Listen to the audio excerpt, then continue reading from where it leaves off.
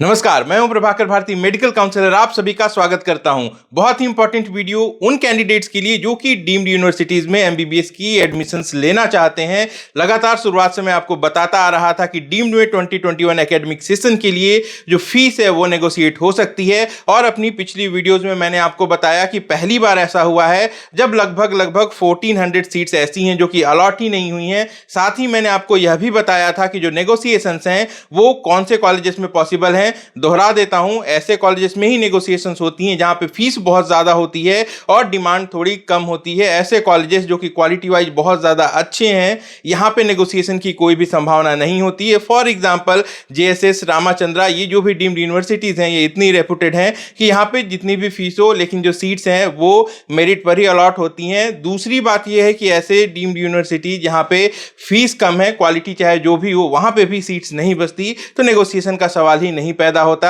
लेकिन ऐसी deemed university जहां पे फीस ज्यादा है और सीट्स ज्यादा वैकेंट हैं, यहां पर नेगोशिएशन शुरू हो चुके हैं। बहुत इंपॉर्टेंट वीडियो, इस वीडियो में मैं आपको बताऊंगा कि अभी ऐसे कौन कौन से कॉलेजेस हैं या ऐसा कौन सा रीजन है जहां पे जो फीस है इसमें नेगोशिएशन शुरू हो चुकी हैं। साथ ही आपको बताऊंगा अगर आप नेगोशिएटेड फीस पे एडमिशन लेना चाहते हैं तो इसके लिए आपको क्या करना है। तो इस वीडियो में अंत तक आप हमारे साथ जरूर बने रहें। आइए डिटेल्स देख लेते हैं। एमसीसी राउंड 2 के रिजल्ट्स जारी हो चुके हैं, रिपोर्टिंग चल रही है। ऐसे में पौंडीचेरी और तमिलनाडु की कई सारी डीम्ड यूनिवर्सिटीज ऐसी हैं जहां पे सीट्स अलॉट नहीं हुई थी। तो फिलहाल आपको जो मौका मिल रहा है वो इन्हीं दो स्टेट से मिल रहा है। कई सारी डीम्ड यूनिवर्सिटीज ऐसी हैं जहां पे जो फीस स्ट्रक्चर है वो 20 लाख पर ईयर से लेके 25 लाख रुपीस पर ईयर तक है। इन दोनों ही स्टेट में ज्यादातर कॉलेजेस में 5 ईयर की फीस लगती है। हालांकि एक दो कॉलेजेस ऐसे हैं जहां पे 4.5 साल की फीस देनी होती है। तो फिलहाल जो ऑफर अभी आपके पास है वो ये है कि जो 20 से 25 लाख रुपए पर ईयर की फीस है यह नेगोशिएट होके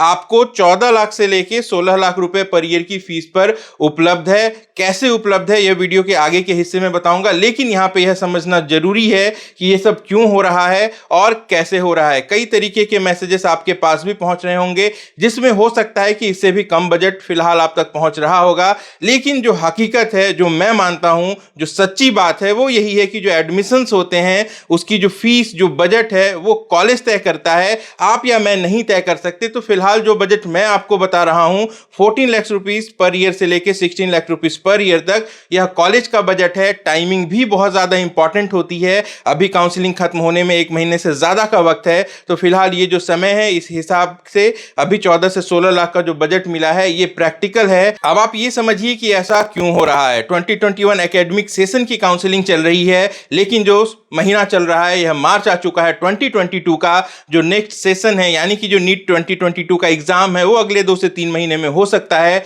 ऐसे में यह जो अत्यधिक देरी हुई है यह सबसे बड़ी वजह है कि सीट्स भारी मात्रा में खाली हैं। दूसरी बड़ी वजह यह है कि number of seats overall India में इंक्रीज हो चुकी हैं और जो बजट है यह भी इंक्रीज हुआ है। ऐसे में जो हाई बजट वाले कॉलेजेस हैं यह वैकेंट हैं। यही कारण है कि सीटें खाली हैं। सीटें खाली नहीं रहती हैं मेडिकल कॉलेजेस में क्योंकि इससे कॉलेज को बड़ा नुकसान उठाना पड़ता है। एक सिंगल सीट भी अगर खाली हो जाती है तो वो पूरे कोर्स के लिए खाली होती है।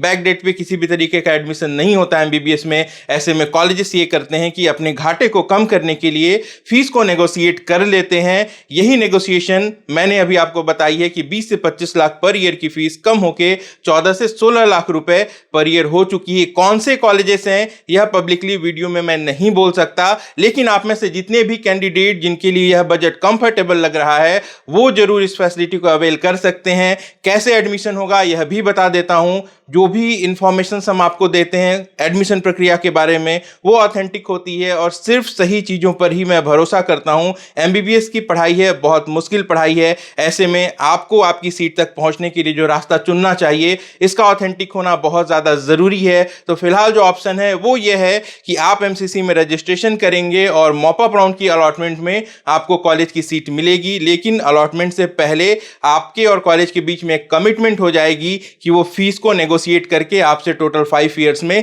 कितनी फीस लेने वाले हैं। जो भी फीस मैंने बताई है यहाँ पे हॉस्टल इंक्लूडेड नहीं है, लेकिन कई सारे कॉलेजेस ऐसे हैं जहाँ पे हॉस्टल और मेस जो है ये मैंडेटरी नहीं है, ऑप्शनल है। और जो बड़े शहरों में कॉलेजेस हैं वहाँ पे आप चाहें तो आसानी से पीजी में भी कम खर्च पे पढ़ाई कर सकते हैं। ऐसे में जो फीस का बेनिफिट है वो आप ज़्यादा उठा पाएंगे। ऐसे में आप में से जो भी कैंडिडेट इन कॉलेजेस के लिए इंटरेस्टेड हैं वो वो इस वीडियो के डिस्क्रिप्शन में एक फॉर्म है, उसे भर देंगे। अगर आप एलिजिबल हैं और आपके पसंद के कॉलेजेस में सीट्स अवेलेबल है तो इसकी जानकारी हम आप तक जरूर पहुंचाएंगे। इसके बाद आपके और कॉलेज के बीच में कमिटमेंट होगी, जो अलॉटमेंट है वो एमसीसी मॉप अप राउंड में होगी। बिल्कुल जेन्युइन तरीका है। कॉलेजेस जो तय फीस है उससे ज्यादा चार्ज नहीं कर सकते, लेकिन फीस को कम करना पूरी तरीके से लीगल होता है। जो भी कॉलेजेस को आप पेमेंट करेंगे वो डिमांड ड्राफ्ट के माध्यम से या फिर सीधे सीधे कॉलेज के ऑफिशियल अकाउंट में करेंगे। किसी भी तरीके की कैश की इन्वॉल्वमेंट यहां पर नहीं है और जो प्रोसीजर है ये 100% जेन्युइन है। आप सब जानते हैं, ऑथेंटिक जो इंफॉर्मेशन होती हैं वही हम आप तक लेकर आते हैं। तो कॉलेजेस से कंफर्मेशन के बाद ही यह वीडियो में आप तक लेकर आया हूं। 2016 में ऐसा हुआ था जब 2 बार नीट का एग्जाम हुआ था, तब भी बहुत सारी सीट्स खाली थी, तब भी इस तरीके के एडमिशंस हुए थे।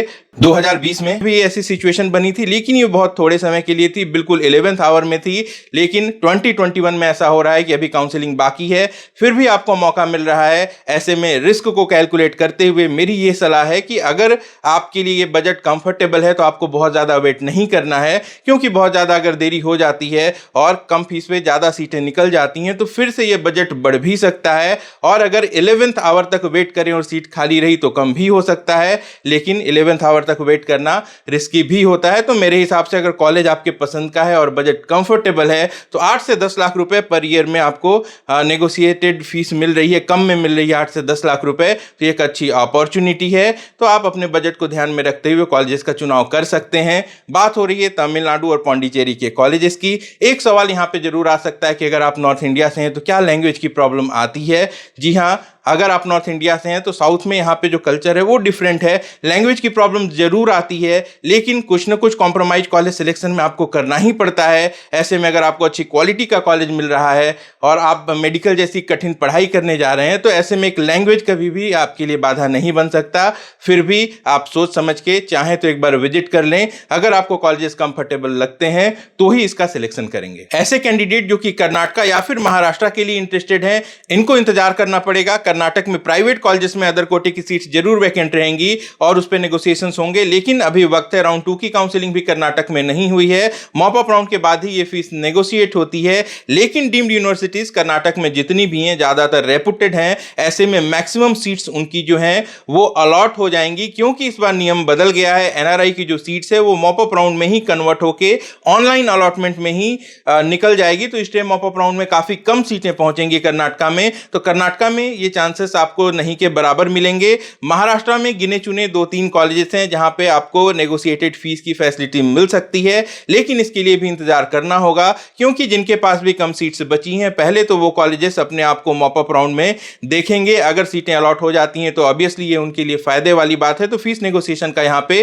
कोई भी सवाल नहीं बनता। दोहरा देता हूं, अभी जो आपके पास ऑप्शंस हैं वो मैक्सिमम कॉलेज तमिलनाडु के और पौंडीचेरी के अवेलेबल हैं। डीम्ड यूनिवर्सिटीज की बात हो रही है, कौन से कॉलेजेस हैं यह आपको हमसे संपर्क करने के बाद ही जानकारी मिल पाएगी। लेकिन रिक्वेस्ट यही है कि अगर प्लानिंग हो 14 to 16 लाख का अगर पर ईयर का बजट हो तो आप हमें जरूर कांटेक्ट कर सकते हैं। ऐसे कैंडिडेट जिनको तमिलनाडु और पौंडीचेरी में राउंड 2 में अलॉटमेंट मिला है लेकिन ज़्यादा फीस की वजह से वो रिपोर्टिंग नहीं कर पाए हैं, वो भी चाहें तो एक बार हमसे कांटेक्ट कर सकते हैं। जहां तक संभव होगा उनको भी फीस में बेनिफिट दिलाने की कोशिश की जाएगी। यह सब कुछ पॉसिबल हो पाया है आप सबके सपोर्ट और आप सबकी प्यार की बदौलत, क्योंकि आप में से ही कई सारे हमारे पेड क्लाइंट्स हैं। तो ऐसे में जब नंबर ऑफ एडमिशंस एक बार में ज़्यादा मिलते हैं कॉलेजेस को तो वहाँ पर फीस में अच्छी खासी नेगोशिएशंस होती है। दोहरा देता हूँ, ये एक लीगल प्रोसीजर है, जो भी होगा ऑथेंटिक तरीके से होगा और आपको मॉप अप राउंड में ही अलॉटमेंट दिया जाएगा। डीम्ड यूनिवर्सिटी से जुड़ी ये महत्वपूर्ण जानकारी फीस नेगोशिएशन को लेके मैंने आपके साथ साझा कर दी है और इंफॉर्मेशन आएंगी तो आप तक जरूर पहुंचाऊंगा। तो एक बड़ी अच्छी अपॉर्चुनिटी है खासकर उन कैंडिडेट्स के लिए जो कि कैटेगरी क्वालिफाइड हैं, उनको भी नेगोशिएटेड फीस पे पढ़ने का मौका मिल रहा है। तो जल्दी से डिसीजन लेंगे और हमें इन्फॉर्म करेंगे, क्योंकि टाइम टू टाइम जो बजट है ये चेंज हो सकता है। कैलकुलेटेड रिस्क लेकर चलेंगे। अगर स्टेट की काउंसलिंग कर रहे हैं तो वहां पे भी आप अपनी संभावनाएं देख लेंगे। आपके स्कोर पे जो सबसे बेस्ट कॉलेज है उसके लिए लिए ही आपको प्लान करना चाहिए, लेकिन जो रिस्क है उसको भी ध्यान में रखते हुए प्लान करना चाहिए। हमेशा किसी भी कॉलेज को टारगेट करें तो वहां पे बैकअप जरूर लेके चलें। हालांकि मैंने जो डीम्ड के ऑप्शंस आपको दिए हैं ये लिमिटेड हैं, और उस संख्या में अगर आप आ जाते हैं तो कम से कम मॉप अप राउंड में जो अलॉटमेंट है वो आपको मिलेगी।